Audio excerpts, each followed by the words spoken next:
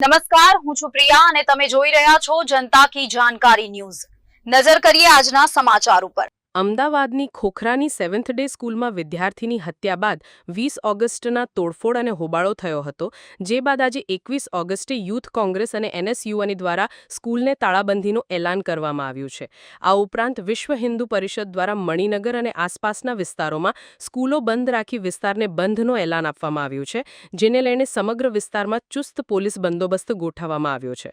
Seventh day સ્કૂલની બહાર તથા સ્કૂલથી 500 મીટર દૂર સુધી બંદોબસ્ત ગોઠવવામાં આવ્યો છે। બંધના એલાનને સવારથી મિશ્ર પ્રતિસાદ મળી રહ્યો છે। કેટલીક દુકાનો ચાલુ છે તો કેટલીક દુકાનો સવારથી બંધ છે। સિંધી માર્કેટ સંપૂર્ણપણે બંધ છે, તો મણિનગર, ખોખરા, ઈસનપુર વિસ્તારની 200 જેટલી સ્કૂલો બંધમાં જોડાઈ છે। રોડ પર ફરીથી લોકો ભેગા થતા પોલીસે ગાડી બોલાવી ફરીથી અટકાયત શરૂ કરી હતી। આ ઉપરાંત યુવા કોંગ્રેસના કાર્યકર્તાઓની અટકાયત કરવામાં આવી હતી।